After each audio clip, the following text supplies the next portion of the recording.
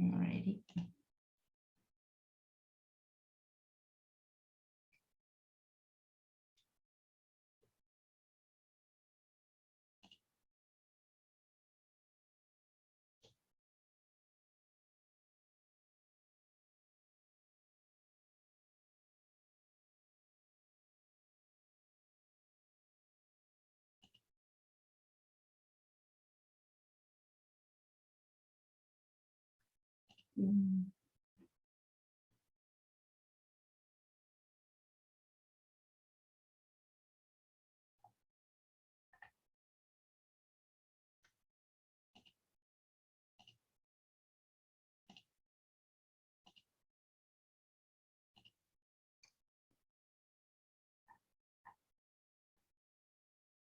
Ya, estoy preparando la transmisión.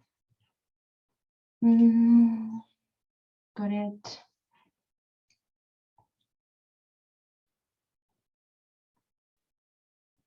Vamos a ver cómo se ve esta cosa, porque ya, parece que ya se ve. Vale, vale. Entonces, ¿sí? ¿Se me escucha?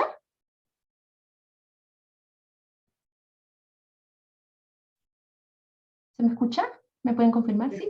Sí. Ya, súper, súper. Bueno, este talk, esta conversación es para contar un poquito acerca del budismo, ¿no? Para escépticos lo que se llamar, porque al inicio del camino tenía una idea del budismo, ¿no? Y con el tiempo comencé a entender y comenzaron a enseñarme qué significaba el budismo como camino religioso, como camino espiritual, como camino de autoconocimiento, incluye todo eso. Y lo primero que tengo que decir es que el budismo tiene una premisa que fue declarada por el Buda cuando se iluminó hace 2500 años y dijo, todo lo que yo enseño es acerca del sufrimiento y ponerle fin al sufrimiento. All I teach is about suffering and the end of suffering. ¿Y qué se refería acerca del suffering o dukkha, que es el término en sánscrito? Todo lo que yo enseño es acerca del sufrimiento y el fin del sufrimiento.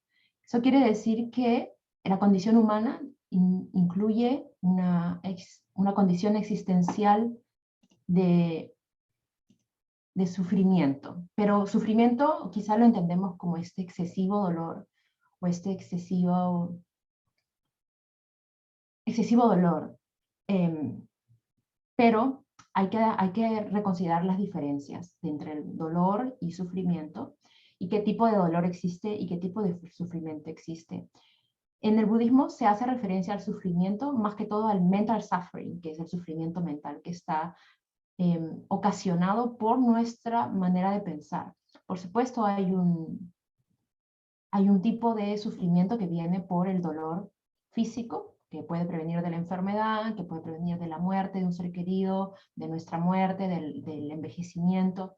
Hay un tipo de dolor que es inherente a la condición humana, al decaimiento de la condición humana, al cambio de la condición humana. Pero hay otro tipo de sufrimiento que está asociado con una amplificación de nuestro estado doloroso. Es decir, que esta situación amplificada de lo que no nos gusta, pero tenemos, o de lo que no tenemos, pero quisiéramos tener, se amplifica y se convierte en mental suffering o sufrimiento mental.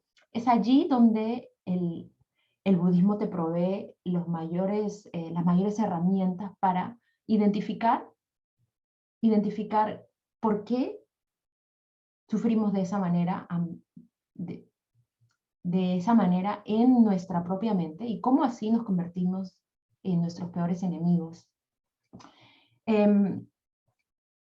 Todo acerca del budismo es acerca del sufrimiento, para ser honestos.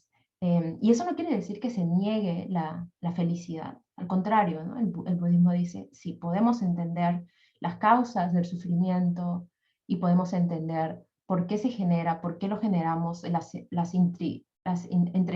intricamientos del sufrimiento y cómo damos pie a esta ecuación de sufrimiento mental podemos entender qué podemos cambiar en esta ecuación y podemos aspirar a un estado de mayor bienestar. Entonces, el budismo es bastante práctico, es como estar en el laboratorio, ¿no? Uno cuando va al laboratorio comienza a ver una manzana entera, sin pelar, y la quiere ver al microscopio. No quiere ver qué hay por dentro de la manzana, quiere ver cómo es la forma, cómo es la textura, si hay microorganismos en esa manzana, etc. Entonces uno tiene que comenzar a diseccionar la manzana de una manera que te han enseñado, de un grosor para ponerla en el microscopio. Eso requiere una técnica y requiere saber prender el microscopio, ponerlo en el objetivo que uno necesita, y luego no solamente mirar, porque uno puede mirar y no va a saber ni siquiera qué es lo que está viendo. Entonces, de manera similar, la analogía es que el budismo te entrega las herramientas para ver como si fueras el propio científico de tu propia mente. ¿Y qué estás viendo? Estados mentales. Hay dos tipos de meditación en el budismo, que es la meditación shamatha o meditación de la calma, que es lo que más la gente conoce, y la meditación vipassana, que la gente también lo conoce porque hay retiros famosos de 10 días, donde uno va y medita muchas horas al día, en la tradición más hindú. Pero, claro, el budismo viene de la tradición yoica de la India. Los padres del budismo migraron desde la India buscando teachings y luego lo trajeron a Tibet y lo transformaron de acuerdo a la cultura que se practicaba y de acuerdo al entorno cultural de Tibet. Entonces, ¿qué es esto, no? ¿Qué es la meditación? Ahí me gustaría escuchar, me gustaría si me pueden tipear o pueden abrir su micrófono. Me encantaría saber primero, qué es lo que piensan de lo que es el budismo, y segundo, qué es lo que piensan sobre qué es la meditación.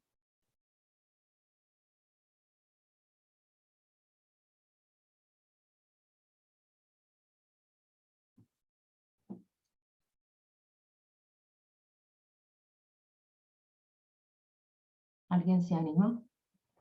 ¿Alguien se anima por aquí a abrir su micro? Para mí el budismo siempre fue una filosofía de vida. Ok.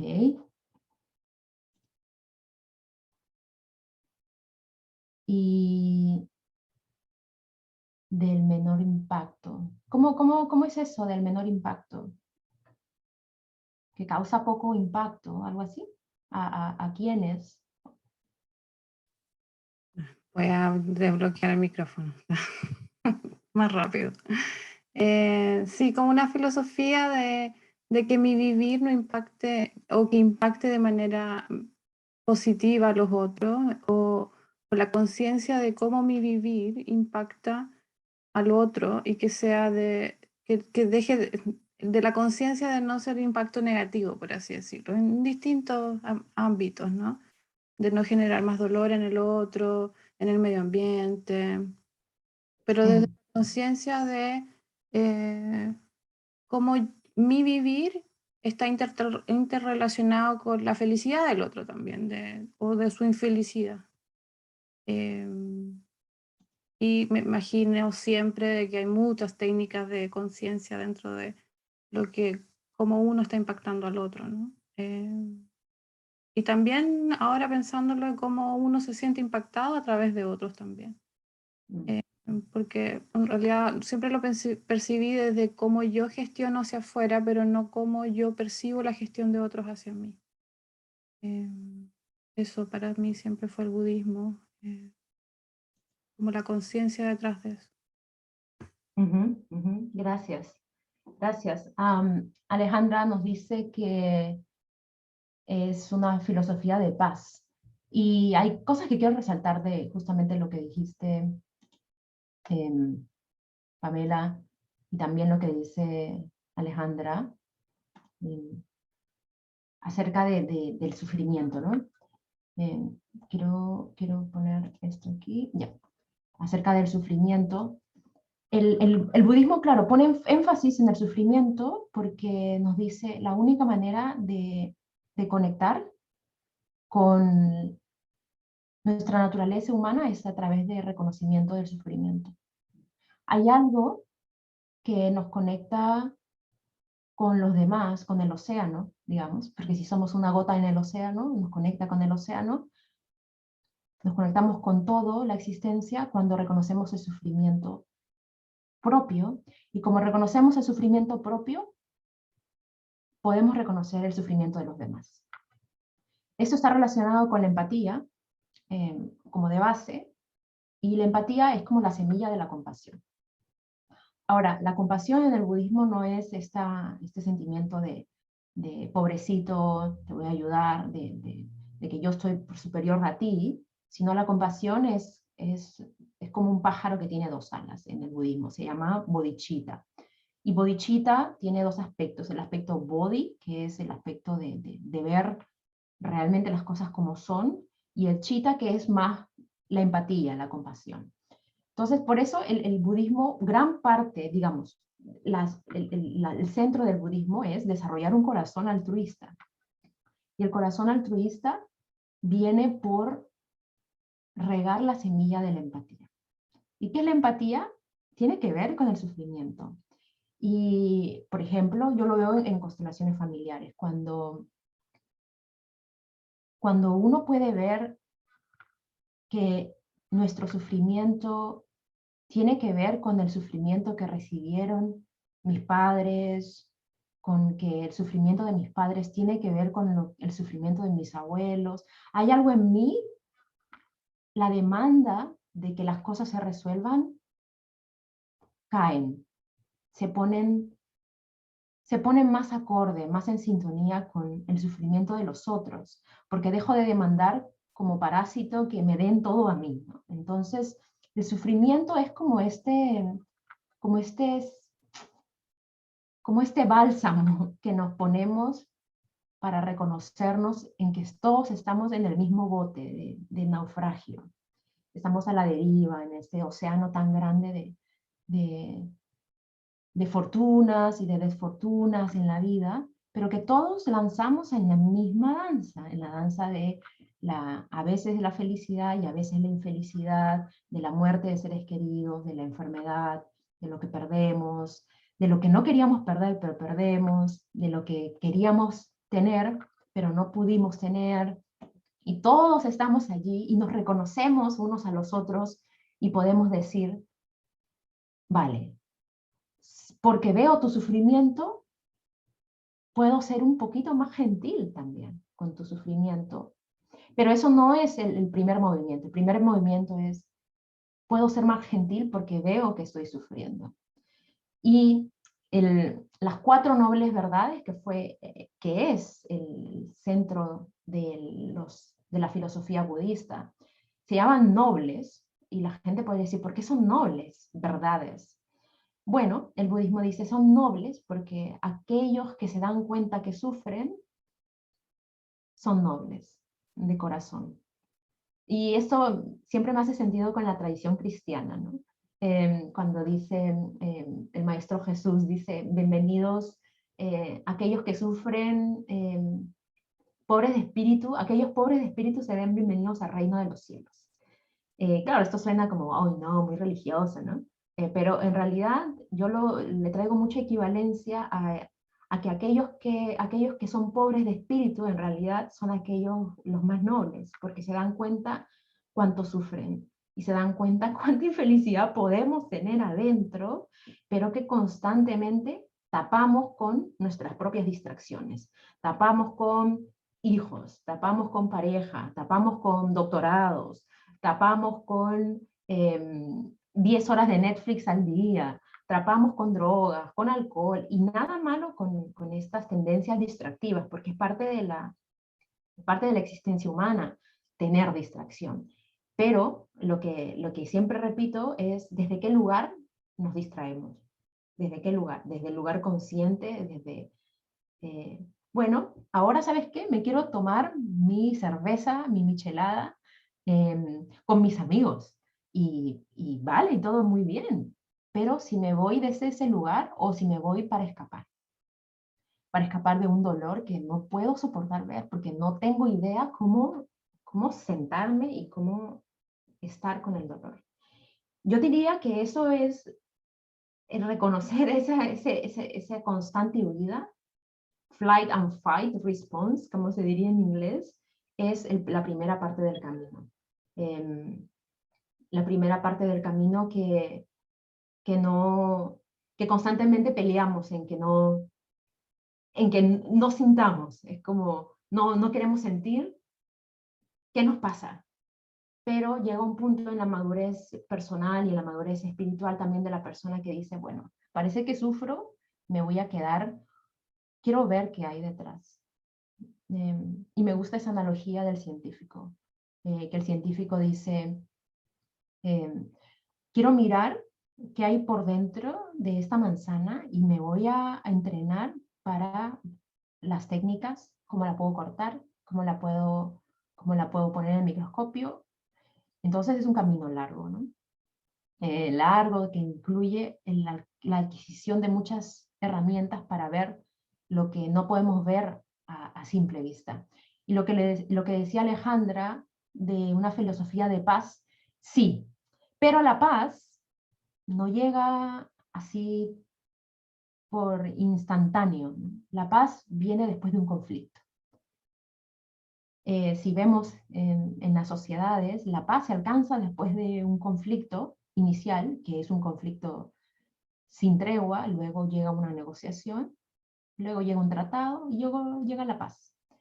Pero al principio del camino uno tiene que ser capaz, en un país, por ejemplo en Perú, la paz no llega porque llegó. Tiene que haber un reconocimiento de los terroristas, qué daño están haciendo, tiene que haber un daño, tiene que haber un dolor por el daño y querer una reparación por el daño. Luego luego después de este reconocimiento viene una mirada mucho más humilde también de la otra parte, de dejar de acusar, una mirada humilde una mirada más humana del perpetrador, eh, y una mirada más humana y menos arrogante del victimario, hasta que se pueden mirar cara a cara y allí puede haber un diálogo. Entonces la paz justo a veces veo publicaciones, la paz interior, la nueva moda, la paz interior, pero me pregunto cómo entrenas, ¿no? ¿Cómo entrenas para la paz interior? Hay una creencia de que uno no trabaja para ser feliz, y uno no trabaja, no tiene que poner esfuerzo para tener paz. Te llega, y eso no es cierto. Uno puede tener una felicidad esporádica y temporal. Uno puede ser feliz manejando bicicleta, puedo ser feliz cortando mis plantas, haciendo la jardinería, pero, o saliendo con mis amigos, pero esto es algo temporal, se va eventualmente. ¿Existe otro tipo de felicidad? Y esa es la pregunta. Y el budismo no te dice que hay, pero te invita a decir, bueno, descúbrelo por ti mismo. Esas son las herramientas.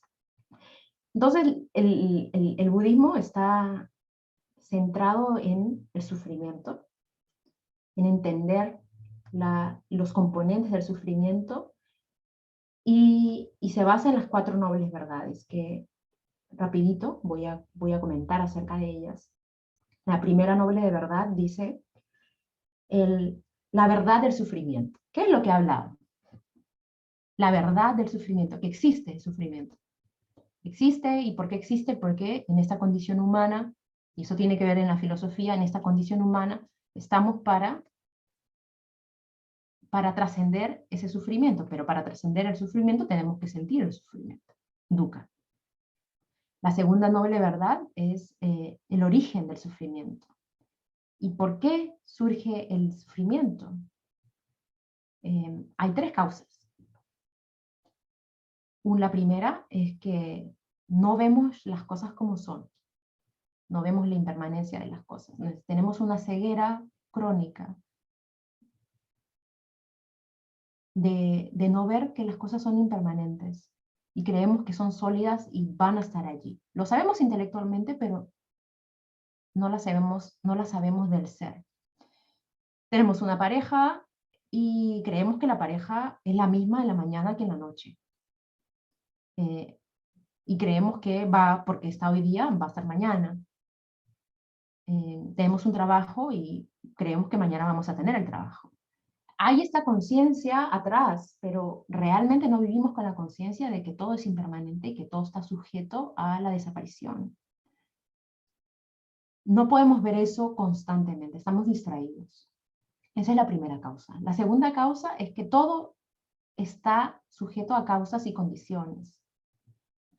¿A qué se refiere esto? Que, por ejemplo, este papel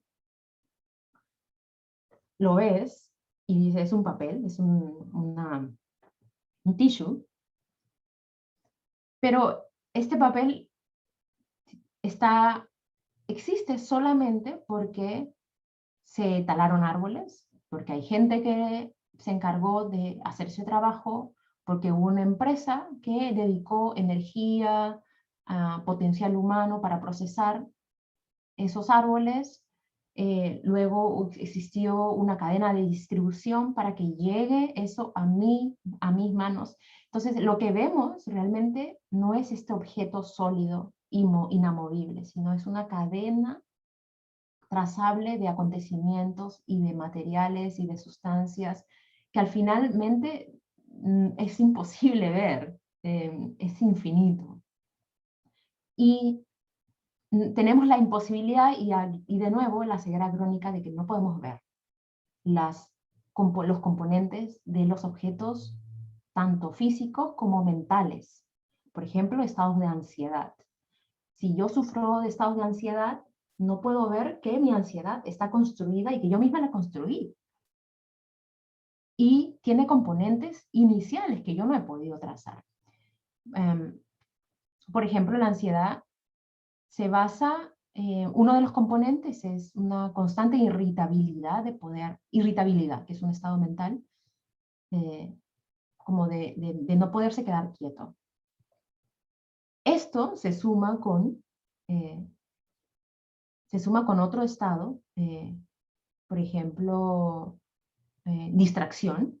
La distracción es otro componente que le suma a un estado ansioso más amplificado. Entonces el budismo te provee herramientas para ver tus estados mentales más groseros y diseccionarlos. ¿Cómo nació? ¿Cómo yo creé las causas y condiciones para esos estados mentales? Y volviendo a lo que estaba diciendo, la segunda causa del sufrimiento es esta, no poder ver las causas y las condiciones que generan algo, que generan un objeto mental o un objeto físico.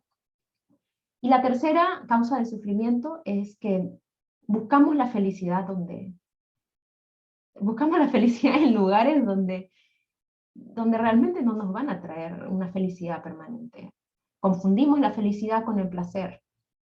Vivimos en una cultura hedonista que da mucha credibilidad y confía mucho en el placer, ¿no? He escuchado muchas veces, felicidad es hacer lo que tú quieres. Y yo me pregunto, ¿será hacer lo que tú quieres?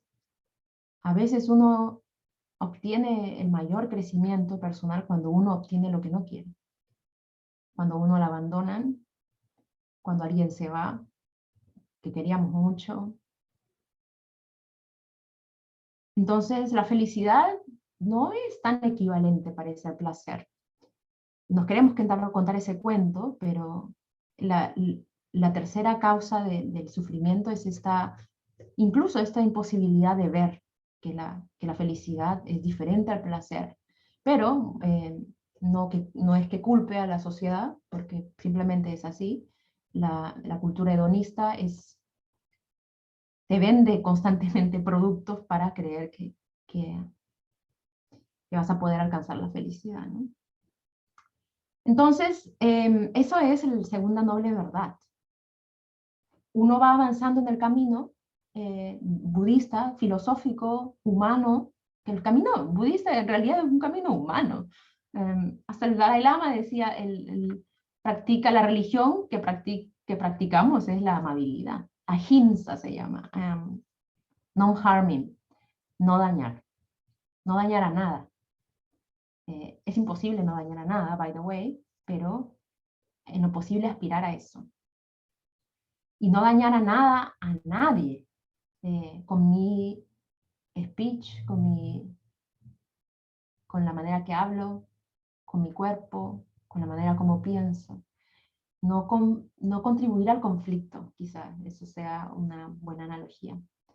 Y las dos últimas nobles verdades se trata acerca del camino, cómo salir del sufrimiento. Las dos primeras verdades te cuentan acerca de lo que es el sufrimiento, las causas del sufrimiento, y las dos otras verdades te dicen ya sabes lo que es sufrimiento, ahora hay una salida. ¿Cómo se hace? Bueno, la salida es bastante compleja, dependiendo de la tradición, pero se resume en el camino meditativo. El camino meditativo y el camino de la moral o ética. Ambas son diferentes, la moralidad y la ética, pero yo diría que el budismo se centra mucho en la ética, en la ética de no dañar al otro. Ambos van de lado, meditación y ética, y constantemente ir puliendo estos aspectos del ser humano. El camino meditativo no es una cosa sola, sino un desarrollo inicial del mindfulness. Y ahora que está muy de moda el mindfulness y la atención al momento presente, es la primera parte de la meditación. El estar conectado con el momento presente, con lo que hacemos, volver a la atención al momento presente.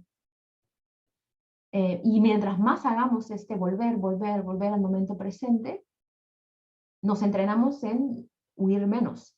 Eso es, en huir menos y en tener un poco más de coraje en quedarnos con el foco de atención. Que en realidad no nos estamos quedando con el foco de atención, nos estamos quedando a habitarnos como seres humanos. Entonces el mindfulness es un entrenamiento, es una técnica que nos ayuda a dejar de huir. Y uno puede estar mindful haciendo la jardinería, lavando los platos, cuando uno hace un trabajo de arquitectura, por ejemplo, como Alejandra, uno está mindful, porque si no, uno estaría pensando en, no sé, Navidad. Uno tiene que estar mindful del diseño que uno está haciendo. Entonces, el mindfulness siempre existe. Cuando Pamela, estás haciendo tus pociones y tus tratamientos y tus cremas, tienes que estar mindful. El mindfulness es un derecho, es una cualidad. Cuando Daniel está manejando bicicleta, estás ahí. Entonces, no es que no tengamos, no seamos mindful. Estamos totalmente mindful cuando estamos en una actividad. Ahora, el tema es que este mindfulness es de muy corta duración. Entonces, el entrenamiento es constantemente volver a la actividad del momento presente y que esta habilidad, que es una habilidad y se entrena, se convierta cada vez, se amplíe. En los estudios que había leído, la concentración dura 4 segundos. 4 segundos. Es increíble, tan poquito, pero podemos incrementar de 4 segundos a 8 segundos, 1 minuto, y hay una sensación de bienestar cuando estamos no tan distraídos, porque nuestra mente no está en todos lados, y esto requiere mucha energía, que esté en todos lados. Este multitasking no es tan beneficioso, ¿no? Es dañino en realidad. Entonces, el entrenamiento empieza por ahí, por el mindfulness, por detectarnos primero cuán loca está nuestra mente, esta mente de mono que dicen los budistas, monkey mind, cuán loco está nuestra mente, pero no para latigarnos y para juzgarnos y decir que qué terrible, estamos condenados a la desgracia, sino para tomar cartas en ese asunto y decir, bueno, mi mente es una mente de mono, y no me puedo concentrar ni 3 segundos. Yo me acuerdo cuando comencé a sentarme, era terrible. No podía con mi mente. Y comencé a sentarme oficialmente en la meditación en el 2017, pero ya lo había intentado en 2014, 2015, y me veía a mí misma y era, Dios mío, no puede ser que mi mente esté por todos lados, no puedo con esto, y no me sentaba. No me sentaba porque era mucho, era muy doloroso ver que mi mente no se podía concentrar, y yo veía a la gente que parecía que casi estaban iluminados y me frustraba y decía, no puede ser que los demás estén tan y como que experimentaban, hoy sí, me siento muy bien y yo no puedo, entonces no, lo dejaba. Pero alguien me tuvo que decir en el 2017, mientras más confundido estés, es mejor. Eso quiere decir que estás viendo, que estás confundido y que hay harto contenido mental que lo puedes trabajar. Y eso cambió mi manera de relacionarme con mi mente, que es una mente bastante ocupada, sí, científica, me encanta entender cosas, muy, muy racional, pero no lo veo como un impedimento. Entonces, si ustedes están interesados en la meditación y ven que la mente se va a todos lados y que no pueden con su genio, como a mí me pasaba, eh, es una motivación para empezar a sentarse de a poquitos y, y ojalá hacerlo con una técnica, ¿no? Yo valoro mucho el budismo y quiero expandir por qué ha significado tanto para mí, porque tiene un método y tiene una técnica y tiene una guía. No es lo mismo que ir a estudiar un doctorado sin supervisor y por ti solo, que tener un supervisor que te guía y que te dice, mira, te estás yendo por un camino que ahí nomás, te traigo para acá, mira qué piensas de esto. No es lo mismo hacer eso que ir por ti solo y creer que puedes hacer las cosas solo. Necesitas un guía y necesitas un método y un camino. Y eso es el budismo. El budismo tiene una tradición oral, maestro-discípulo, de hace 2500 años, desde el tiempo del Buda, que necesitan ser entregados oralmente, vía las instrucciones de la meditación. Hay que estudiar mucho para ir progresando en el camino de entender un poquito más tu mente. Ahora, no es que mi mente me pueda quedar 5 minutos en un estado casi meditativo, no sé cómo, ni sé cómo decirlo en español, que no me pasa nada. No, no, no. La, el objetivo de la meditación no es ser buenos meditadores, es estar más despiertos a lo que somos, a nuestras tendencias dañinas para nosotros mismos y para los demás, estar más despiertos con nuestras intenciones que nos mueven, estar más despiertos, eso es. No es resolver algo en realidad, es estar más despiertos, abrir los ojos. Entonces, no sé si tienen alguna pregunta so far. Me encantaría que me digan algo que pueda clarificar. Cualquier comentario es bienvenido.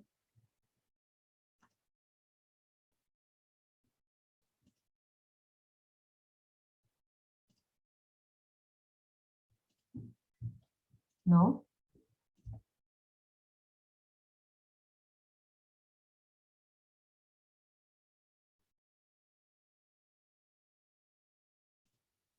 Ya, veo que no hay comentarios, no hay nada. Quizá ya que hablé de las nobles verdades, lo voy a unir un poquito con el camino del autoconocimiento. Todos aquí estamos en el mismo camino, de entender qué es lo que somos, de querer dañar menos. Y siempre veo con mucho respeto y mucha admiración a, a las personas que se dan cuenta que estamos haciendo daño esta declaración de estoy haciendo daño, ¿no? Es una declaración potente y que invita a decir, quiero hacer un poco menos de daño. Por ejemplo, en la universidad, y acá va una crítica, hacemos proyectos para mejorar la sustentabilidad de la industria acuícola, que es mi proyecto, pero usamos tremenda cantidad de plástico en el laboratorio. No se compra otras cosas, solo plástico, porque los resultados son más fidedignos y me da una pena usarlos. Claro que ya me volví un poco indiferente con los años, porque no puedo estar quedándome ahí en enfermo, ¿no? Entonces digo, claro, hay este beneficio para la industria, este beneficio para quizá contaminar menos los mares, las aguas dulces, pero ¿realmente será que vale la pena usar tanto y sacrificar animales?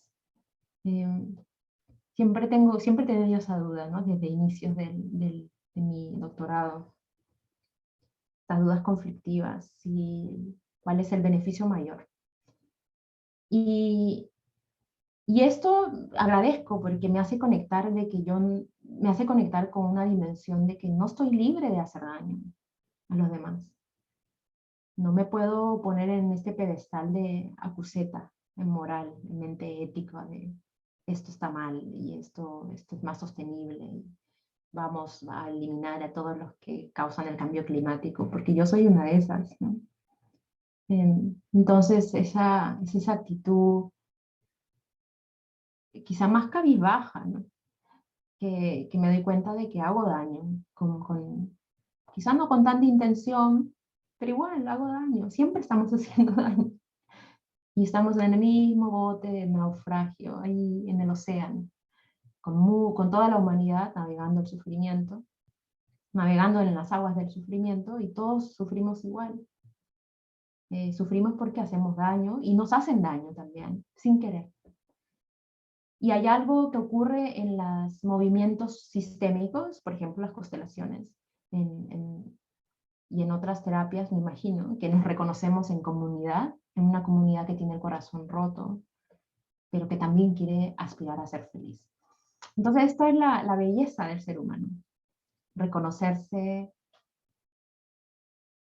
como una persona media rota, pero media sana al mismo tiempo, con una herida constante que sangra a veces y que a veces está no tan sangrante, pero que vamos caminando quizá en la misma dirección. Y si hay otras personas que no están caminando en la misma dirección, invitarlos, no viene con esta motivación de que tú no sabes lo que es, tú no sabes qué es esto, sino como decir, yo puedo ver también que sufres, porque yo también sufro, y sufres de la misma manera, entonces, ¿por qué no acompañarnos en el mismo sufrimiento? Danilo dice, yo adhiero a la idea que comprar algo es una decisión moral y no económica, pero pero ¿cómo lidiar con comprar una segunda bicicleta? Que si bien me trae felicidad, se requiere del consumo de recursos que no son necesarios. ¿Cómo lidiar con esta contradicción desde las dos primeras verdades? Bueno, comprar algo es una decisión moral y no económica.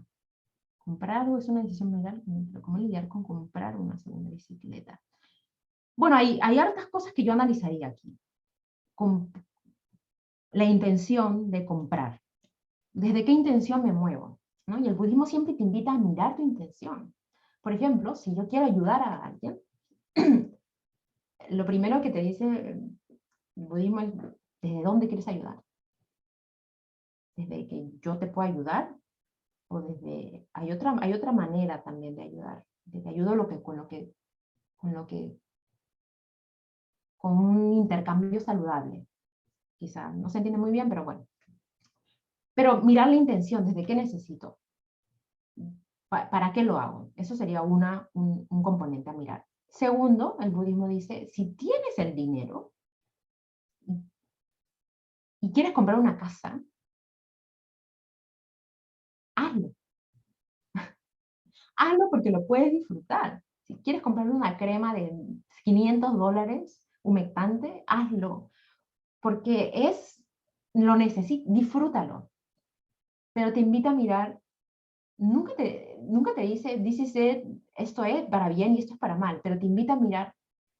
Uno, que la compra de $500 de tu crema de $500, te vas a decir, bueno, se va a acabar, ¿eh? Se va a acabar en 3 meses y realmente quieres comprarte una crema como que se va a acabar en 3 meses. Y tú puedes decidir si realmente dices, sí, la quiero comprar porque se va a acabar en 3 meses, pero ¿sabes qué? No me compro nada más en el año, me lo merezco. Así que me lo compro. Perfecto. En el caso de la casa, lo digo porque estamos pensando constantemente como en centros, ¿para qué una casa, no? ¿Cómo tiene que tener las características un centro, una casa para que sea un centro budista? Y es diferente mirar una casa para ti mismo, que es para tus usos como familia, y también mirar, ¿para qué voy a usar esta casa? ¿No? Para esparcir el Dharma, para juntar a mis amigos, para juntarnos y compartir acerca de la vida, para cocinarles todos los fines de semana, para crear comunidad. ¿Para qué me quiero comprar tierras? Para construir una ecoaldea, vivir, crecer en comunidad con los hijos, con la familia. Es diferente el approach. Entonces, no solamente es con la intención la que vengo, sino para qué, la finalidad. Y como no, yo diría que no te dice this is right or wrong, sino como si ves, haciéndote esas preguntas, puedes ver ya, estas son mis intenciones y esto es lo que yo quiero. Esto es para lo que voy a usar. Viendo eso dices, lo tomo, ¿no? Lo tomo con las consecuencias que eso implica. Y haces una decisión informada, antes que antes que comprarte un cuento. Yo creo que allí se conecta con el camino, con la tercera y la noble verdad. La tercera y la noble verdad es acerca del camino ético. La tercera y la cuarta verdad hablan sobre el camino de los 8 pasos nobles. ¿Y cuáles son estos 8 pasos nobles?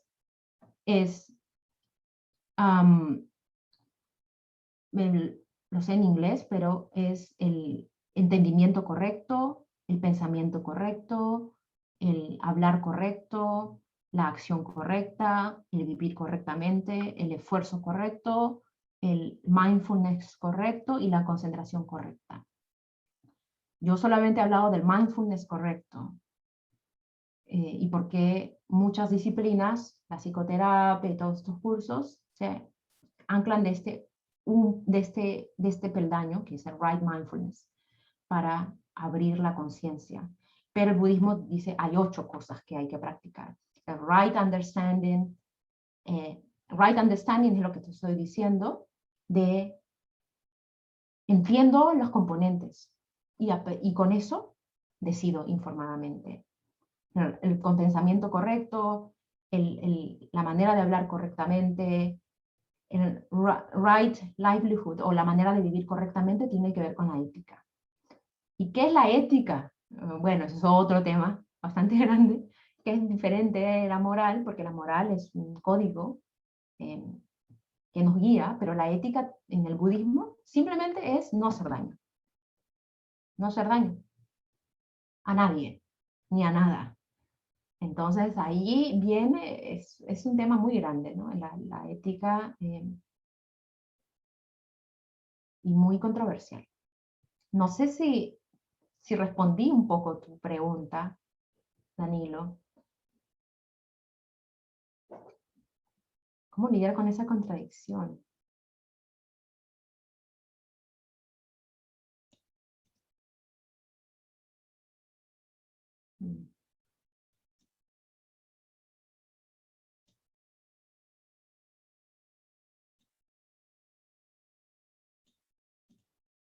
Bueno, yo voy a esperar si me contestas algo. Em, ¿Qué es lo necesario? Yo me acuerdo que una de las primeras distinciones que me invitaron a mirar fue, ¿qué es lo que necesitas y qué es lo que quieres? Hay una diferencia entre el need y el want. Em, entonces, la invitación quizás sería esa, ¿no? Por supuesto, si yo no tengo un pantalón y tengo que ir a trabajar y vestirme, necesito el pantalón, necesito. Eh, pero si tengo solo quizá tres, la compra de un cuarto sería, bueno, porque quiero. Y me doy cuenta, bueno, la compra de un pantalón en H&M va a traer más basura a este planeta porque no cuidan, bla, bla, bla, y todo lo que yo sé de moda sustentable. Pero digo, bueno, ¿sabes qué? Pero yo quiero comprar un pantalón, no me compro pantalones en todo el año. eh, Me gusta ese pantalón, tengo un compromiso y quiero estrenar un pantalón nuevo. Em, no tengo el dinero para comprarme un pantalón 100% reciclable, que está, no sé, $500, pero sí me alcanza para comprar un pantalón en H&M de $40 y, y bueno, entonces me lo voy a comprar y decido, ¿no?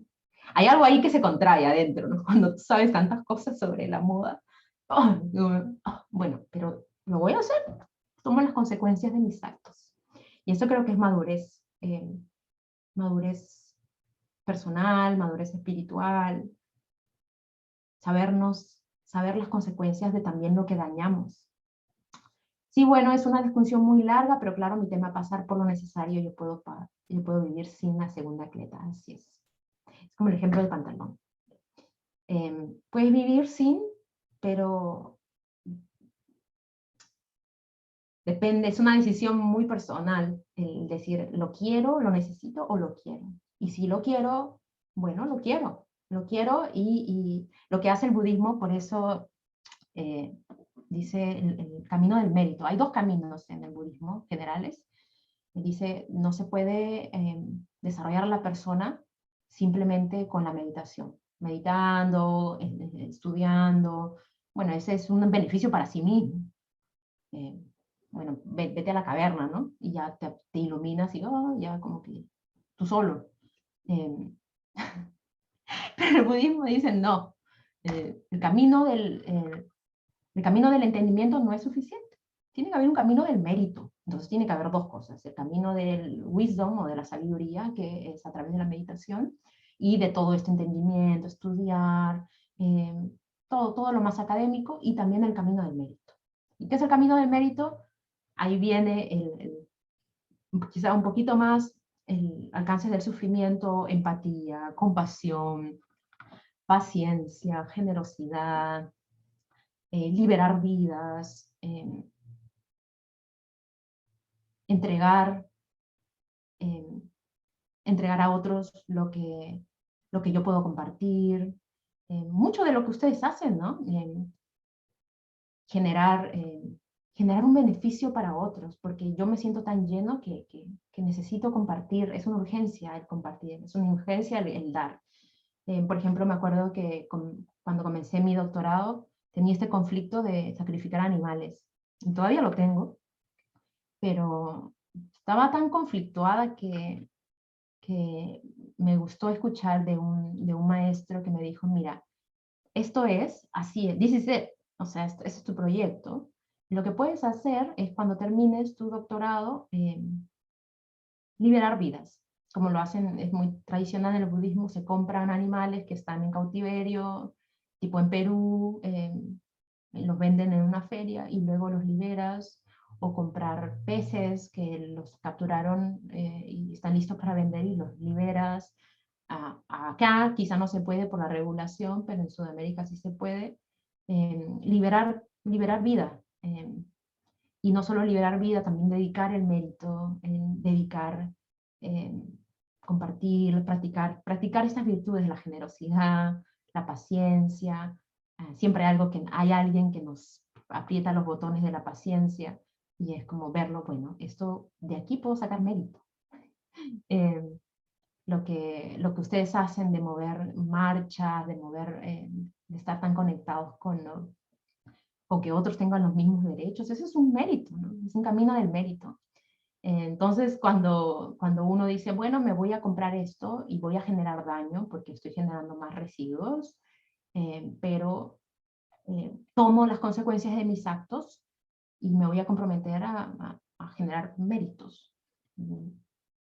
Generar méritos. Y creo que de eso se trata, no se trata de eliminar las consecuencias de nuestros daños, porque siempre vamos a generar, sino de que esta ecuación, este balance esté constantemente así como moviéndose y que no me sienta tan mal con el desbalance, sino que me encuentre como, bueno, vamos y vamos a seguir en este camino de generar conciencia, tengo esto, quiero entregarlo, por qué no puedo seguir apoyando movimientos políticos, movimientos sociales y no quedarme en un metro cuadrado?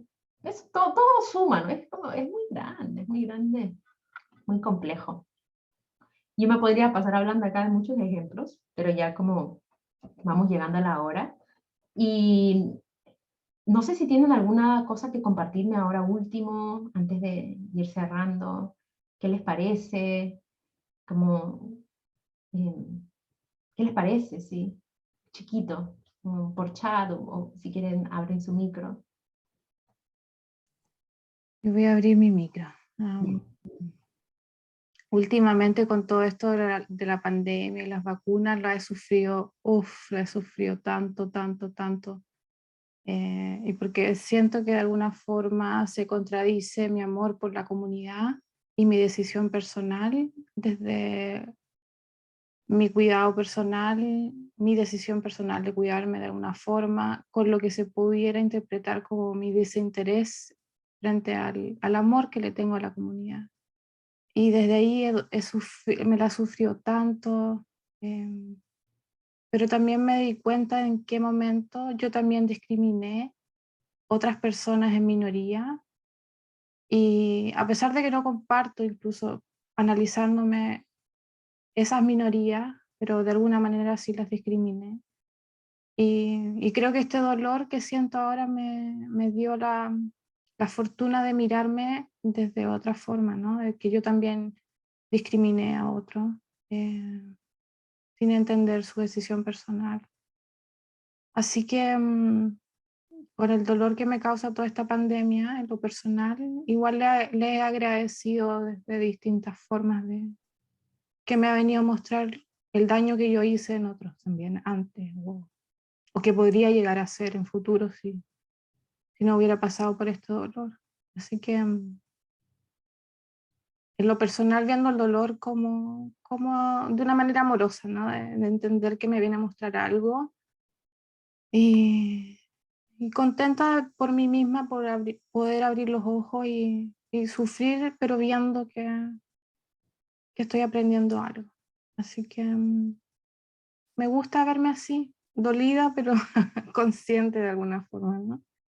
Y qué va a pasar y qué voy a aprender, y eso, ¿no? Y después voy a volver en el mismo ciclo una y otra vez de verme en el dolor, y que eso me haga crecer y entender a otros. Solo Mm. estar en eso desde un momento doloroso. En- Hay algo en el dolor que nos permite sintonizar. Yo creo que a más visión del dolor, uno se vuelve más empático con nosotros. Entonces uno deja de estar peleando tanto con nosotros. La resistencia y esta necesidad de casi como Street Fighter, uno va bajando los brazos un poquito. Eso hace la empatía, porque ves que el otro, y que tú también haces lo mismo. Eh, entonces hasta en buenos momentos hasta uno se puede reír, a veces lloramos juntos, eh, pero es esa sensación que tú describes, me identifico completamente, como un dolor, como suave,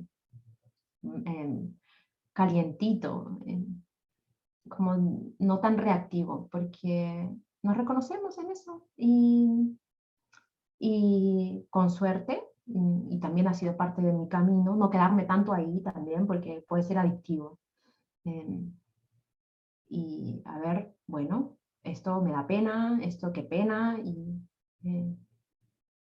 mis planes no fueron como yo los planteé, me da pena el abandono, alguien se fue, alguien que quería se fue, qué pena, ¿no? Pero a la vez es movilizador eh, y estoy muy alerta de no quedarme mucho tiempo ahí, y es movilizador. A ver, ahora, ¿qué puedo hacer con este dolor?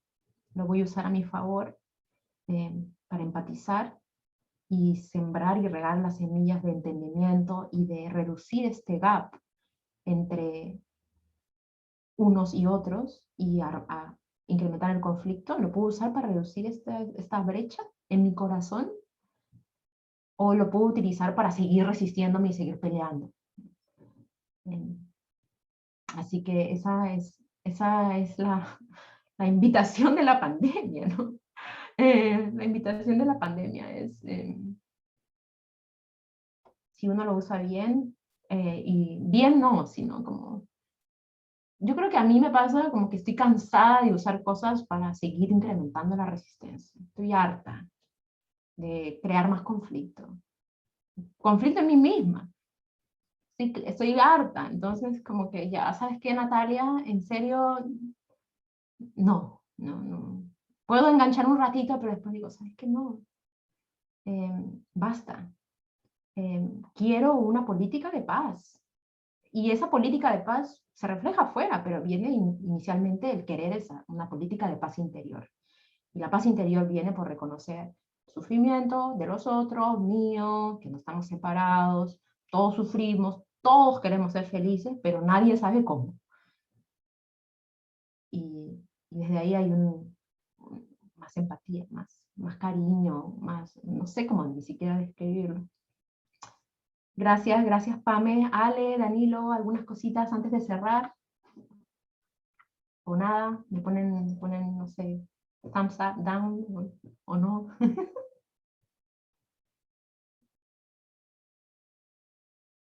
Gracias, Ale. Amé, yo también.